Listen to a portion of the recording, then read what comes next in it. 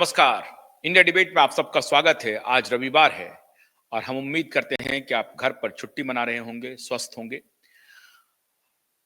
चर्चा शुरू करने के पहले आज हम बता दें कि आप सबको बड़ी बेसब्री से इंतजार था कि अदालत में क्या हो रहा है, तारीख कब मिल रही है, अदालत में होगा क्या, अब तक अदालत में क्या हुआ, दिशा सुशांत की पीआईएल का क्या होगा, गिरफ्तारी होगी कि नहीं होगी, गुनहगार जेल जाएगा कि नहीं जाएगा। इस सब पर तफसील से आपको बात बताई जाए। तो हॉर्सेस माउथ आप सुनना चाह रहे होंगे। आज हमने नीलेश ओझा जी को आमंत्रित किया है, वो जुड़ भी रहे हैं। लेकिन इसके पहले कि उनसे बातचीत का सिलसिला शुरू करें, मैं आपसे अनुरोध करूंगा कि जिन्होंने हमारे यूट्यूब चैनल को सब्सक्राइब नहीं किया है वो सब्सक्राइब कर लें। हमारा रंबल प्लेटफॉर्म भी, हमारा एक्स प्लेटफॉर्म भी, फेसबुक पेज भी और हमारा QYib.in जो अंग्रेजी में OTT प्लेटफॉर्म है उसे भी लॉग इन करें। प्रकाश TV.in जो हमारा हिंदी में OTT प्लेटफॉर्म है उसे भी फॉलो करें और ये सब करके आप हमारा सहयोग करेंगे। अगर वीडियो पसंद आए तो आप उसे अधिक से अधिक शेयर करें, लाइक भी करें, सब्सक्राइब भी करें। शेयर करना इसलिए भी जरूरी है क्योंकि हम इस इस बातचीत को अधिक से अधिक लोगों तक पहुंचाना चाहते हैं ताकि लोग सरकार पर, अदालत पर उनका कुछ ना कुछ दबाव पड़े और अदालत संज्ञान ले, सरकार भी संज्ञान ले और इस अभियान को जो हम लड़ रहे हैं उसमें हमारी जीत हो। तो बहुत स्वागत करते हैं एडवोकेट नीलेश ओझा जी का। बहुत बहुत स्वागत है नीलेश जी। दोबारा आपका वीडियो नहीं आ रहा है।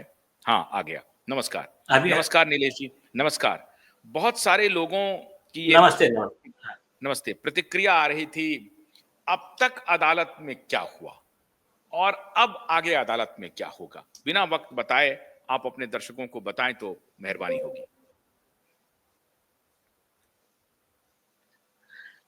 अब तक अदालत में क्या हुआ, मेरे ख्याल से लास्ट वीडियो में हम बता चुके हैं और एक शॉर्ट में अगर उसका समरी यह है कि जो नए चीफ जस्टिस साहब है इन्होंने अच्छे से तो हियरिंग शुरू कर दिया है और उसमें अभी इस स्टेज पे आ गए हैं कि कोर्ट ने अभी हमको ये कहा है कि आप शॉर्ट सिनॉप्सिस बनाकर दे दीजिए कि जो भी आप अभी तक स्टेज हुई है आपका और उनका एसआईटी का कम्युनिकेशन से लेके हमने जो कंप्लेंट दिया है वहां से लेके क्या एविडेंस क्या है नहीं है, जो भी आप देना चाहते हो वो आप सब दे दीजिए।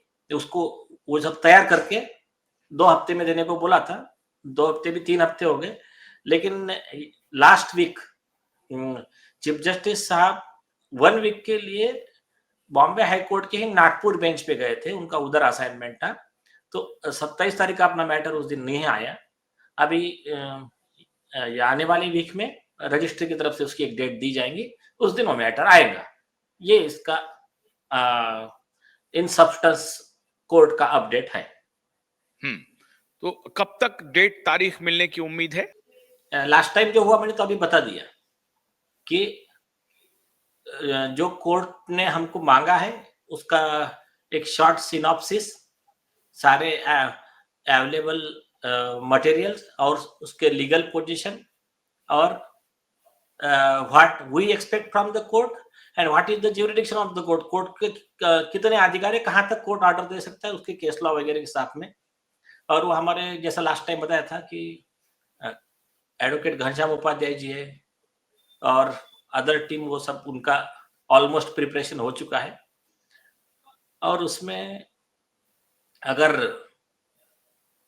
ये बताना चाहूं मैं कि डिटेल्स 2 सीक्रेट स्टार विटनेस के साथ में और भी कई आई विटनेस है, उसके साथ में पूरा चार्ज मर्डर, गैंगरेप और अदर सेक्शंस, उसके साथ में इनका क्या रोल है, इनके ऊपर इस सेक्शन में पहले एफआईआर ही होना चाहिए और इस व्यक्ति को जमानत नहीं दे सकते, इस व्यक्ति को जेल में रखकर ही केस चलाना चाहिए। और ये जो करंट एसआईटी है वो भी जैसा चाहिए, जितने अर्जेंसी में केस को चलाना चाहिए उस हिसाब से काम नहीं कर रही है। इसलिए कोर्ट के कंट्रोल में कोर्ट मॉनिटर्ड इन्वेस्टिगेशन करना चाहिए। इस तरह का वो पूरा ड्राफ्ट जो भी सीनियर टीम है उन लोगों ने अच्छे से बनवाया है और मुझे तो नहीं लगता कि कोई इसमें दिक्कत आने वाली है। एक तो पहली बात तो ये है कि अब जो हियरिंग होगी नीलेश जी, उसमें पीआईएल के एडमिशन पर हियरिंग होगी, जो प्रथम दृष्टया होगी। तो उसके लिए अदालत आपसे लॉजिक अब तर्क करेगी कि पीआईएल को हम क्यों एडमिट करें, क्यों करना चाहिए पीआईएल को एडमिट। अब बराबर है, बराबर है। नहीं तो कल कोई भी आएगा और कोई भी कहेगा कि साहब ऐसा ऐसा आ गया और आप वैसा नहीं है, इसको लगेगा ना, फाउंडेशन तो लगेगा ना।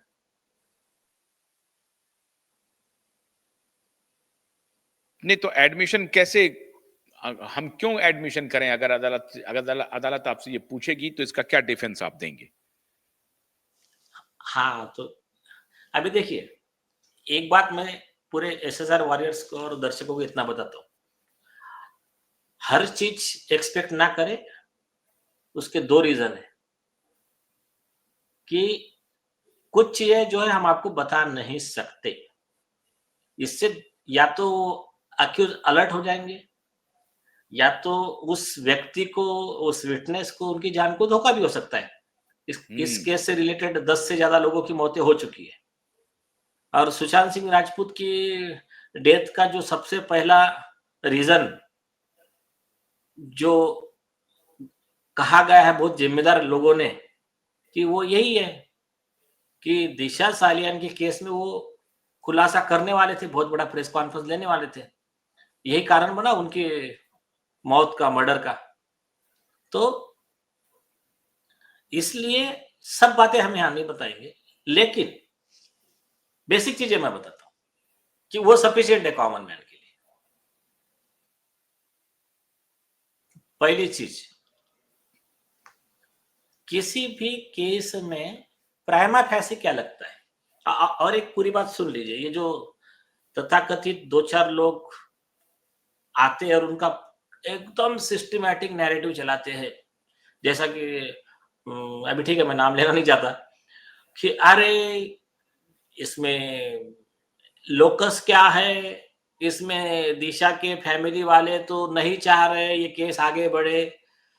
तो इसका जवाब लास्ट टाइम ही कोर्ट में हम दे चुके हैं। मैं फिर से एक लाइन में कंप्लीट करता हूं, क्योंकि आज के वीडियो का एक बहुत इंपॉर्टेंस है कि आज के वीडियो में पहली बार एसएसआर वॉरियर को कुछ मैं टिप्स देने वाला हूँ जिसकी वजह से रिजल्ट जल्द दिया है और सामने वाले जो भी यह है नैरेटिव गैंग, उनका नैरेटिव ध्वस्त हो। तो अभी मैं coming to the point first, उस दिन भी कोर्ट को मैंने बहुत अच्छी तरीके से बताया। मैंने कहा पहली चीज, क्रिमिनल लॉ में कोई लोकस नाम का चीज नहीं होता है। किस तीसरे आदमी को भी लगा मेरे पास प्रूफ है, आया कोर्ट को बताया, तो criminal law can be set in motion by any person. आप गूगल पे टाइप कर लेना, आपको सुप्रीम कोर्ट के 50 जजमेंट मिल जाएंगे, कॉन्स्टिट्यूशन बेंच के वगैरह, ए आर अंतुले वगैरह जो भी है वो, ठीक है, वो बाजू में रखिए उसको। मैंने कहा ये केस में हमारा रोल उससे थोड़ा ज्यादा है, हमको ऐसे ये नहीं कि बाहर से आ गए और ये कहते हैं। इस केस में हमने राइटिंग में एविडेंस के साथ में detailed complaint police department, home ministry को दिया और रिक्वेस्ट किया कि आदित्य ठाकरे और अदर्स, इनके खिलाफ में ये सेक्शंस, गैंगरेप, मर्डर, ये और एनडीपीएस के सेक्शन, ड्रग्स के वगैरह, इनके साथ में ही अर्लियर जो पुलिस ऑफिसर थे उनके खिलाफ भी इन सेक्शंस में एफआईआर रजिस्टर किया जाए। हमारे 12/1/2024 के रिटर्न रिप्रेजेंटेशन का कॉग्निजेंस स्टेट गवर्नमेंट ने लिया, उसका राइटिंग में लेटर हमको दिया और कोर्ट ने कहा ठीक है उसको प्रोड्यूस कीजिए आप कोर्ट में, और उसमें इन्फॉर्म किया कि आपके कंप्लेंट को एसआईटी इन्वेस्टिगेशन में इंक्लूड कर लिया गया है। तो मैंने कहा अभी जो इन्वेस्टिगेशन हो रहा है हमारे कंप्लेंट पे हो रहा है और हमारी कंप्लेंट स्पेसिफिक है, मर्डर, गैंगरेप, आरोपी नंबर 1 आदित्य ठाकरे, बच्चे वाले आदर्श, इतना बहुत क्लियर है। तो अभी लोकस का विषय बाजू में। दूसरा इस मामले में जो सिस्टमैटिक नैरेटिव चला रहे हैं सब लोग, और कई कॉमन लोगों को ये बात पता नहीं है, लेकिन एक बात आप गौर कर लेना, एसएसआर वॉरियर्स इस बात पे जरा गौर करें। जब भी मैटर लगता था तो स्पेसिफिक मीडिया ग्रुप, जैसा कि लास्ट टाइम आ गया था राजदीप सरदेसाई, ये ग्रुप आकर लाइव लॉ आ गया, वन साइडेड नैरेटिव चलाता था और उसमें लिख देने का कि ये तो सुसाइड केस है, ये केस में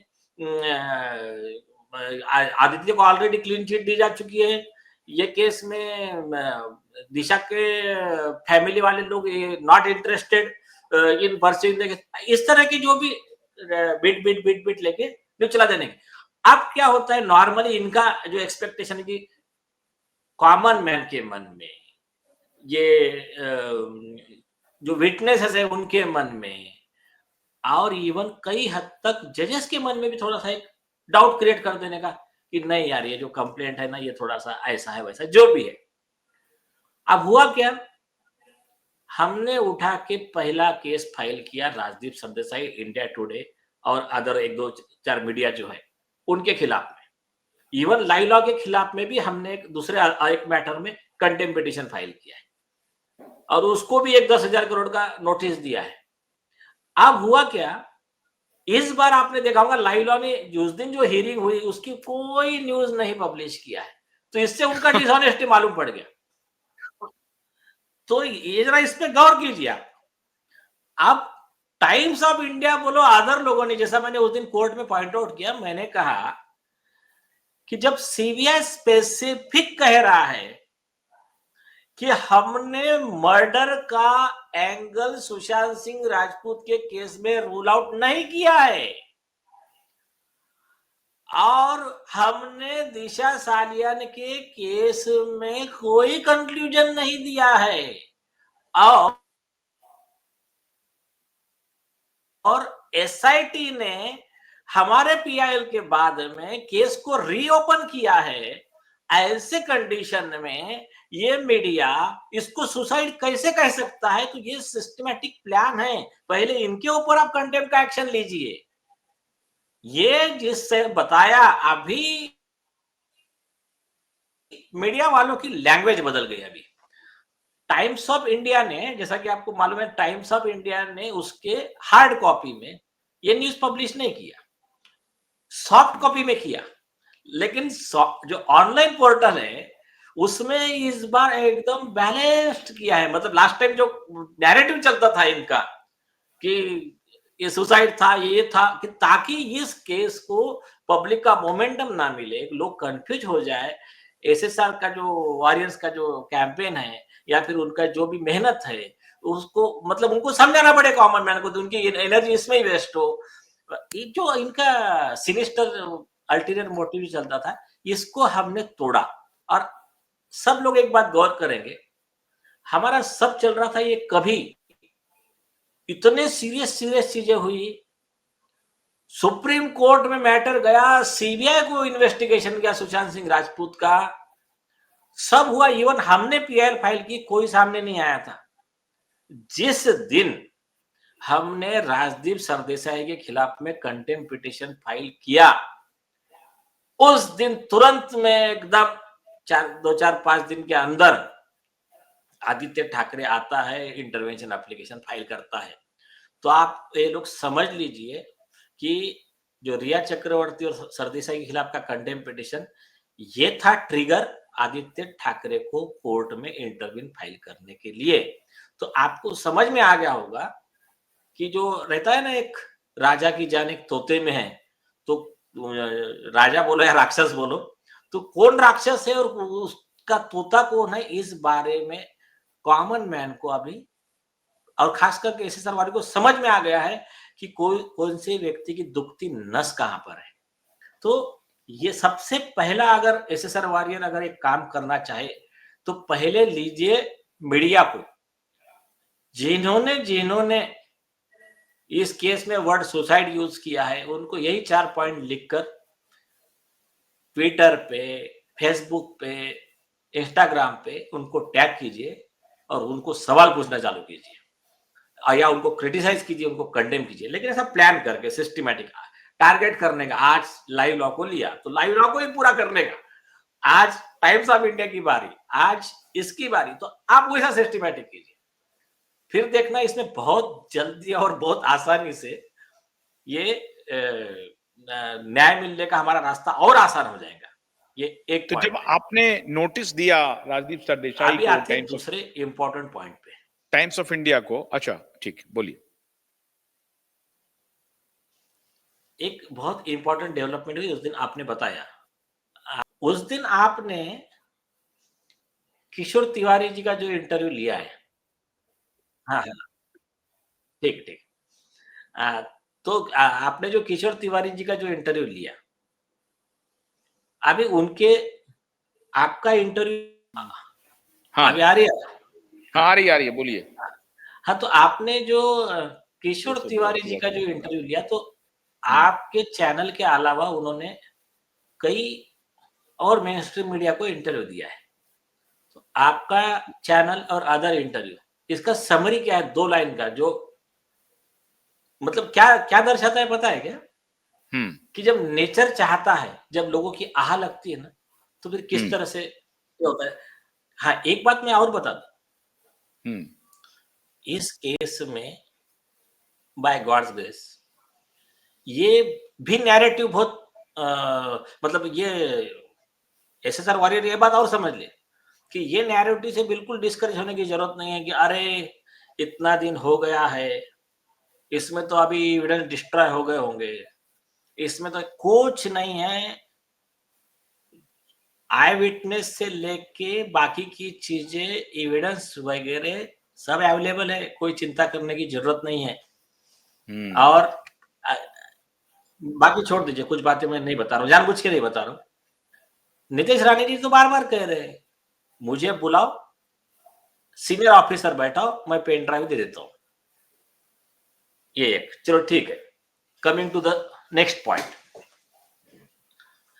तो किशोर तिवारी जी ने इनके लिए गड्ढा और बड़ा खोद दिया है। उनके 2 स्टेटमेंट इंपॉर्टेंट है। एक, दिशा सालियान की पार्टी में Aaditya Thackeray as a cabinet minister गया था, मतलब कैबिनेट मिनिस्टर होते हुए गया था। और दूसरा, वो जेल में चला जाता अगर मैंने मेरे रिसोर्सेस यूज करके उसको बचाया ना होता। तीसरा, एक जब सवाल पूछा गया आपने जो पूछा कि आप मतलब क्या, देखो आपके जो तीखे सवाल थे उसका जो जवाब दे रहे थे, तो जो समझदार आपके ऑडियंस था उन्होंने ये बात समझ लिया कि ये आपने के पास है बहुत कुछ, लेकिन पता नहीं रहा, टैक्टफुली जवाब दे रहा है, घुमा रहा है, फिरा रहा है। तो उनका कैसा है पता है क्या, उनको जो तीर छोड़ना था छोड़ दिया। जो व्यक्ति, आपको मैं 1-2 नाम लेता हूं और 2 नाम आप समझ लीजिए, चाहे वो परमवीर सिंह हो, चाहे सचिन वाजे हो, चाहे किशोर तिवारी हो, या महाराष्ट्र का वो बहुत बड़ा नेता जिनको अभी भी ये लोग डरते हैं, आरोपी लोग, आज वो सत्ता में नहीं है तब इनके साथ में जुड़े हुए हैं और उनकी अपनी अलग पार्टी है, नाम नहीं लूंगा। ये लोग, ये जितने लोग हैं, इन्होंने इनको जो भी मदद किया है, उन्होंने अवेलेबल सारे एविडेंस डॉक्यूमेंट्स के एक फाइल जेरॉक्स मारकर खुद के पास रखा है, एक कॉपी, कि ये आदमी कल चल के अगर कुछ करता है तो इसको हिसाब में रखने के लिए ये फाइल जरूरी है। अब वो जो चीज है, भगवान की दया से हमको जरूरत नहीं पड़ेगी, लेकिन एक बता रहा हूं, वो भी एक बहुत बड़ी चीज है जो किशोर तिवारी कह रहे हैं। उन्होंने तो और एक बात कह दी कि सारा रिकॉर्ड रहता है, कैबिनेट मिनिस्टर है, वो गया था, सब उन्होंने मतलब हिंट दे दिया है। और ये बात और सब लोग आप गौर करना कि ये लोग आकर हर चीज का जवाब दे रहे हैं। दिशा सालियान मैटर में एक भी स्टेटमेंट नहीं, और एक ही बार स्टेटमेंट दिया आदित्य ठाकरे ने, और वो भी झूठा निकल गया। और नीतीश रानी ने, मतलब जो नीतीश जी है, रानी जी, उन्होंने क्या कहा कि वेरी गुड, ये जितना बोलेगा उतना ज्यादा फंसेगा ये केस में, और वैसा ही हुआ। वो जो भी डिफेंस देने जा रहे हैं सब झूठा ही साबित हो रहा है। तो फिर उनको इंस्ट्रक्शंस ऐसा दिखता है कि उनके सारे प्रवक्ताओं को अगर इंस्ट्रक्शन है इस मैटर पे किसी ने कुछ नहीं बोलने का। नहीं, अगर नहीं किशोर तो तिवारी ने, कभी नीलेश जी, किशोर तिवारी ने अगर ये कह दिया कि भाई वो कैबिनेट मिनिस्टर के बतौर वहां पर गया था, तो वो तो एक प्रकार से स्टैंड को कंफर्म कर रहे हैं ना कि भाई वो दिशा सालियान के घर पे मौजूद था। तो अभी तक आदित्य ठाकरे ने किशोर तिवारी को कोई लीगल नोटिस क्यों नहीं भेजा?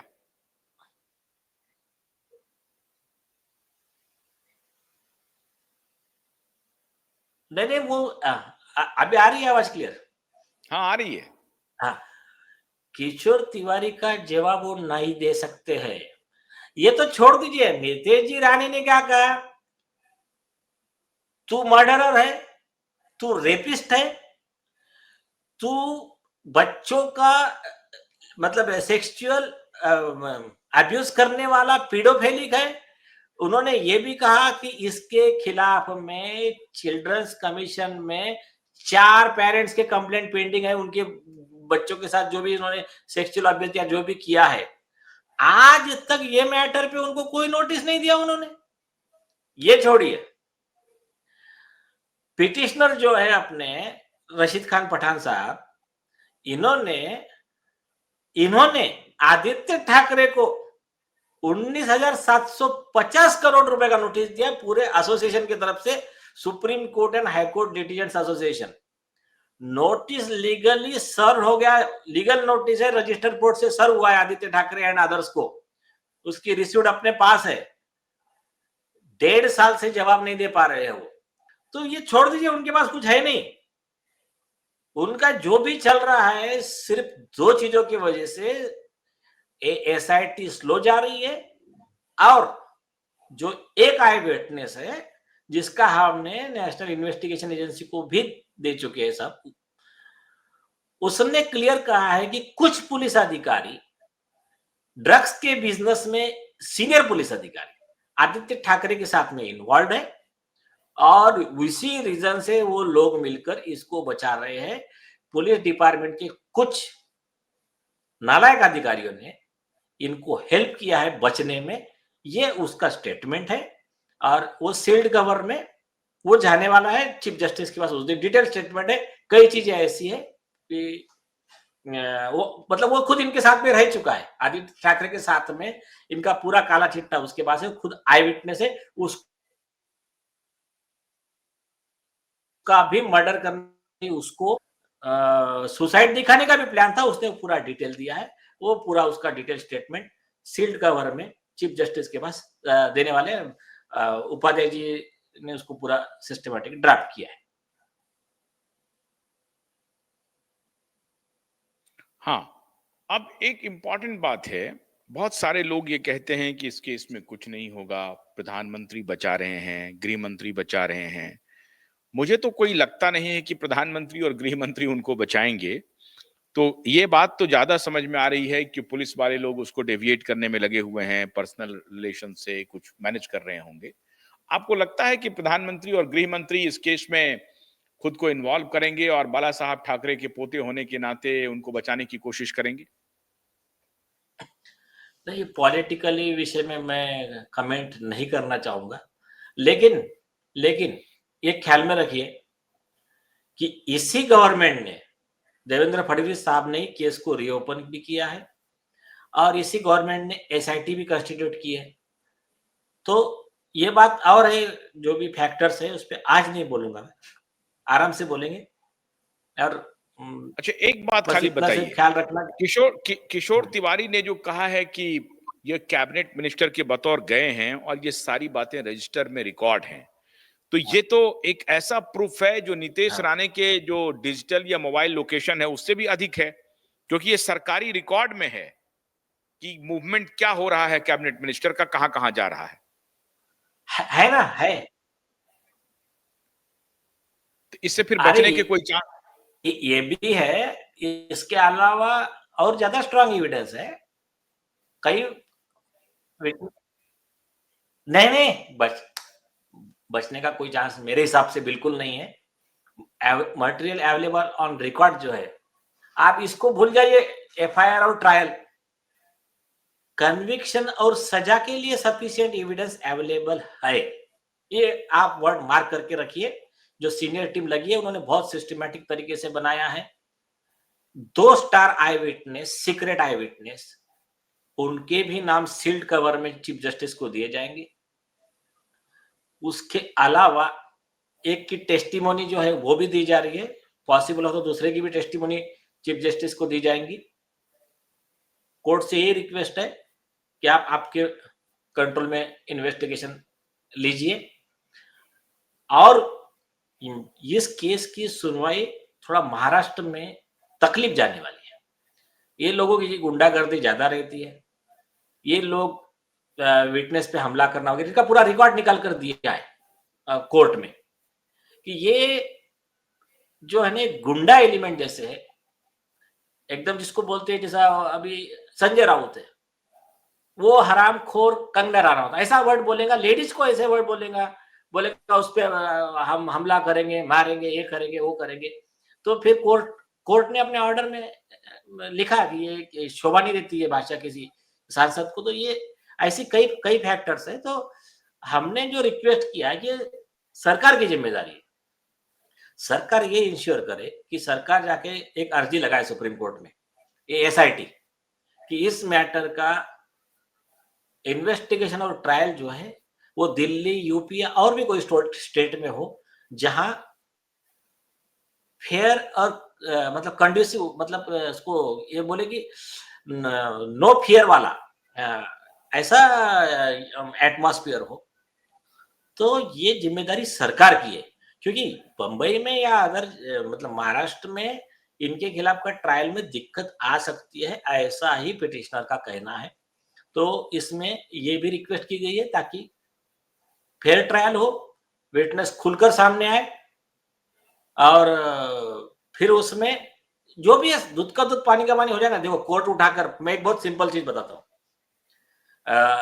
देखिए महाराष्ट्र में ना 2-4 अच्छे मतलब रिनाउंड रिपोर्टर्स है। एक है भाऊ तोरसेकर और दूसरे अपने प्रभाकर सूर्यवंशी, बाद में सुशील कुलकर्णी जी। तो इनके सबका एक ही ओपिनियन था, सब बार बार यही कह रहे थे इनको। इवन नीतीश राणे जी, उन्होंने कहा भाई देखो कोर्ट उठा के तो तुमको सीधा जेल में डाल नहीं देगा, तुम इतना छटपटा क्यों रहे हो? अगर एविडेंस है, इन्वेस्टिगेशन है, हो जाने देते। सीबीआई को मैटर जा रहा था, सीबीआई को जाने देते। अगर तुम दोषी नहीं थे तो तुमको जरूरत क्या पड़ गई कि आकर सीधा इंटरवेंशन लगाने की? बल्कि इंटरवेंशन तो परमिसिबल ही नहीं है आरोपी को। ममता बनर्जी के भांजे है अभिषेक बनर्जी, उनको 50 लाख रुपए कॉस्ट लगाई थी। आरोपी हो कि तुम कैसा क्या आकर बोलोगे कि इन्वेस्टिगेशन कौन करेगा, कैसा करेगा, क्या करेगा? तुम्हारा कोई रोल नहीं है। तो ये जो है, ये फैक्टर्स जो है, ये बहुत ही सटीक यहाँ बैठते हैं, मतलब ये दिखलाते हैं कि उनका अंदर छटपटाहट कितनी है कि वो चाह रहे इसको डिरेल करे ये मैटर को, चाहे वो मीडिया को मैनेज करने से हो। अभी आप एक गौर कीजिए ना, दूसरा कोई भी व्यक्ति होता है, ये मीडिया वाले जाकर 50 सवाल पूछते हैं, कुछ भी हो जाए। और जब इन लोगों की बारी आती है, जो जिनको लेफ्ट लिबरल ग्रुप कहते हैं, तो ये मैनेज मीडिया, एक ने भी जाकर सवाल पूछा नहीं आदित्य ठाकरे को, उद्धव ठाकरे को, कि आपके खिलाफ में ये जो बात कही गई है, या फिर आपने जो कहा था कि मैं 7 जून को 8 जून को मेरी नानी 8 जून को मेरे नाना जी माधव पाटनकर का देहांत हुआ था, मैं उधर था, ये तो झूठ साबित हो गया, क्योंकि उस दिन तो वो जिंदा थे। उनका तो देहांत हफ्ता भर के बाद में हुआ था। तो इस आपने झूठ क्यों बोला? इसका कोई जवाब नहीं है। आपके ही किशोर तिवारी कह रहे हैं कि आप एज ए कैबिनेट मिनिस्टर गए थे और आपको बचाने के लिए उन्होंने पुलिस को मैनेज किया। तो उसके ऊपर आप जवाब दीजिए, कोई जवाब नहीं दे रहे वो। तो ये जो है ना, ये जो बिका हुआ मीडिया है, तो ये इसके वजह से तो ये जो बिका हुआ मीडिया है, बिका हुआ मीडिया अगर ऑनेस्टी से काम करता, मतलब जिस तरह से अर्नब गोस्वामी जी ने चलाया था, या जिस तरह से आप चला रहे हो, तो इस तरह से अगर सब मेन स्ट्रीम मीडिया अगर उतर जाए ना ऑनेस्टली, तो यार ये मतलब कुछ नहीं है, इतना प्रेशर आ जाएगा, पुलिस को जवाब देते नहीं बनेगा, ऑप्शन नहीं रहेगा, जाके अरेस्ट करना पड़ेगा आरोपियों को। ये एक पॉइंट हो गया। दूसरा एक पॉइंट, चीफ जस्टिस साहब ने एक सवाल पूछा था कि मतलब आपका जो पिटीशन है उसके सपोर्ट में आप सब लेकर आइए, तो उनका अपनी पिटीशन क्या है कि आदित्य ठाकरे को कस्टडी में लेकर इन्वेस्टिगेशन किया जाए।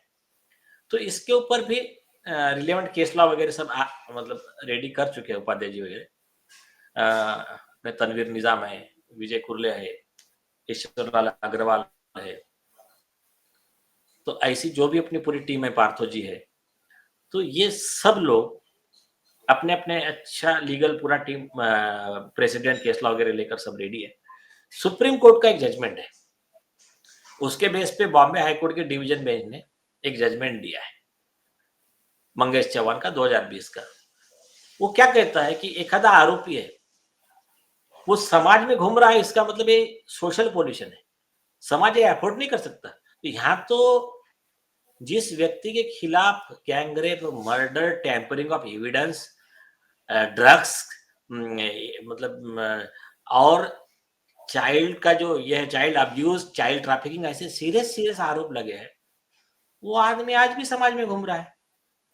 तो ऐसे कंडीशन में इस व्यक्ति को कस्टडी में लेकर ही इन्वेस्टिगेशन करना जरूरी है, एक। दूसरा, ऐसे जो व्यक्ति ने झूठा डिफेंस लिया है, उस व्यक्ति को कस्टडी में लेकर ही इन्वेस्टिगेशन करना जरूरी है, उसको एंटीसिपेटरी बेल नहीं दे सकते, ऐसे भी जजमेंट है। और तीसरा जजमेंट यह है कि ऐसे लोगों को जेल में रखकर ही पूरा ट्रायल चलाना चाहिए, इनको बेल नहीं देना चाहिए, नाइदर एंटीसिपेटरी नॉर रेगुलर। तो वो सब चीजों को बनाया गया है। इसका एक जो कोर्ट में सबमिट करेंगे उसका एक कॉपी आपको दे देंगे, सारे एसएसआर वाले को मिल जाएगा। कुछ सजेशन होगा तो वो दे देना, उसमें जिसके पास कुछ और एडिशन में होगा वो भी दे देना। मेरे ख्याल से मोर देन सफिशिएंट है वो, कि जिसके आधार पे ये केस में इवन सेंटेंस हो सकता है, कन्विक्शन छोड़िए, एफआईआर वगैरह तो छोटी बात है। तो मेरे हिसाब से आज ये सफिशिएंट है आज के लिए। ठीक है। तो बहुत बहुत शुक्रिया नीलेश जी, बहुत बहुत शुक्रिया हमसे बात करने के लिए। और हम उम्मीद करते हैं कि एसएसआर वॉरियर को बहुत सारे इनपुट्स आज मिल गए हैं हमारे दर्शक को, और इस आधार पे वो अब आज से इस अभियान में जुट जाएं, प्रेशर बनाने को लेकर के सरकार पर भी दबाव बने, अदालत पर भी दबाव बने कि दूध का दूध, पानी का पानी हो, न्याय मिले। कोई भी बलात्कारी, कोई भी हत्यारा समाज में अगर घूम रहा है तो उस पर न्याय का डंडा जरूर चले। नहीं है तो कोई बात नहीं, इन्वेस्टिगेशन तो होनी ही चाहिए। इन्वेस्टिगेशन के बगैर कैसे कहा जा सकता है, कैसे आप उसको रोक सकते हैं? और हमारी मांग ही सिर्फ इन्वेस्टिगेशन की है। इन्वेस्टिगेशन होने दीजिए, ट्रायल चलने दीजिए, पता चल जाएगा। एक और महत्वपूर्ण बात कल हम बात करेंगे कि क्या अदालत मुंबई में इसकी सुनवाई हो या कहीं और हो। और महत्वपूर्ण बात, दो मुद्दों पर कल हम आपके साथ बातचीत करेंगे। तो आज अभी के लिए तो अनुमति चाहते हैं, लेकिन अनुमति चाहने से पहले, लेने से पहले मैं आपसे अनुरोध कर रहा हूं कि क्यूवाइब को जिन्होंने सब्सक्राइब नहीं किया वो सब्सक्राइब कर लें। वीडियो पसंद आए तो लाइक करें, शेयर करें। हमारे सभी प्लेटफॉर्म को QYIB.in, प्रकाश TV.in, रंबल और एक्स को, फेसबुक को, सबको फॉलो करें। बहुत बहुत शुक्रिया। नमस्कार।